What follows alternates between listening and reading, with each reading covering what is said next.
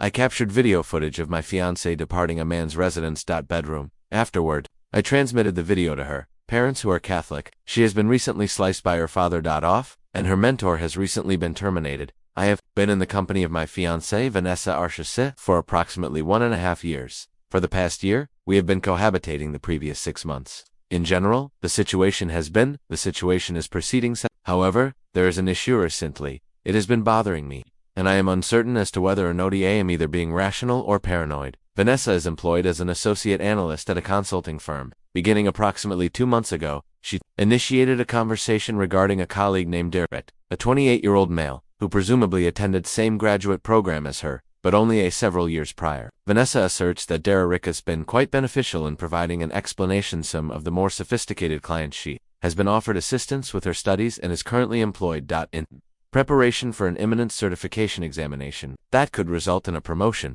Initially, I found this to be exceptional.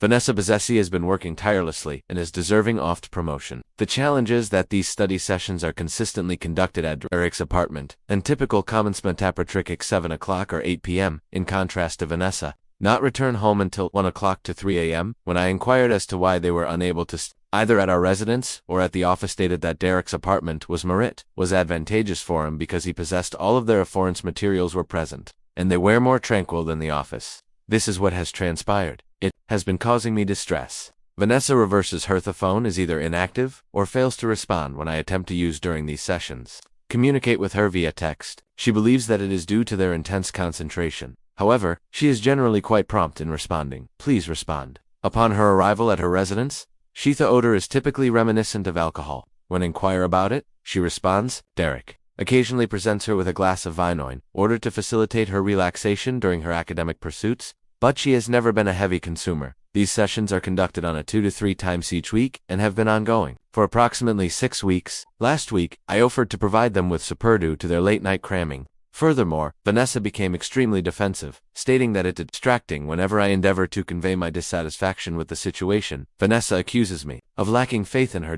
And referring to me as apprehensive. What is genuinely I am disturbed by Vanessa's abundance of additional colleagues with whom she could collaborate on her studies, including a number of women in her departments that are concurrently pursuing identical accreditation. She commented. When I brought it up, Derek is the sole individual who has already successfully completed the examination and possesses a comprehensive understanding of the subject. Last night was sufficient to provide assistance. The final straw. Vanessa has departed for her scholarly pursuit session, will commence at 7 p.m. at 10 a.m. I sent HERP.M. I inquired as to when she would return home, and no response was received. I received a call at 11:30 p.m. directly to voicemail. She ultimately arrived at her residence at 2:45 a.m., evidently inebriated.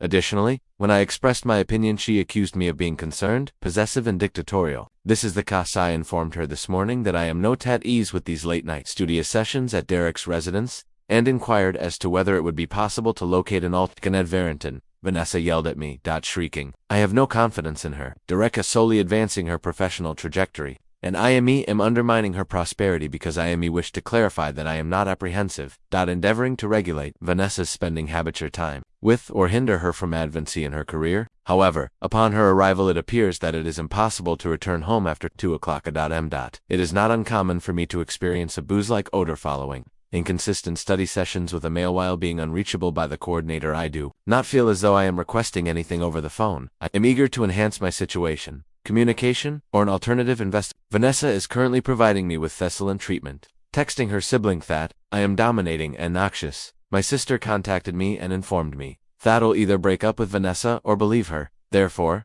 am I being impolite by inquiring about my girlfriend? To discontinue her late-night study sessions, in the residence of her colleague. Am I being overly intrusive, irrational, or are my apprehensive? Edit. I appreciate your prompt response. Additional information has been requested by numerous individuals. Information.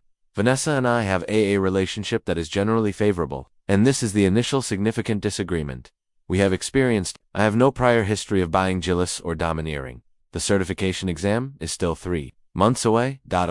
Despite Vanessa's persistence, she has not yet made any reference to Derek. Present me to him. When I proposed when Vanessa met him, she declared that it would is difficult to manage the intersection of personal and professional life. Comment 1. NTA.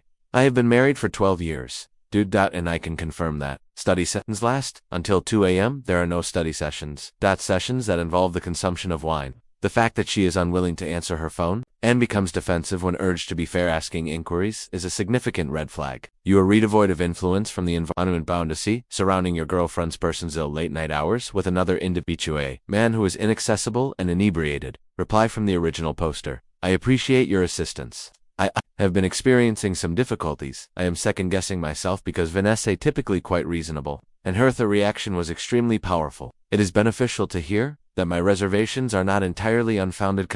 I trust your judgment. Instincts, fellow. I failed to recognize comparable red flags at the outset. I subsequently regretted my first marriage. If she is genuinely concerned about your well-being sentiments, she should be prepared to on the venue R schedule. Please leave a comment. I am employed at There is no justification for this. It is imperative that these study sessions occur in his residence until 2 a.m. The majority certification preparation may occur completed during the regular business hours. Additionally, if they are genuinely engaged in their studies, they should be sober and focused. The reality is that alcohol is consumed frequently. Additionally, I will provide you with all the necessary information. Anyone who is a decent colleague and is assisting someone up their academic pursuits would be understanding of including the spouse or gathering in neutral settings. Ops reply. That's a very beneficial context. Vanessa made it seem like this was prevalent in your profession, but it never felt right, Tome. Comment Quatra NTA. The largest red flag is that the phone is switched off. Here's why. What if there is an emergency? What if something occurs? Toyo, no study session is significanta. To be completely unavailable for 6+ hours at a time,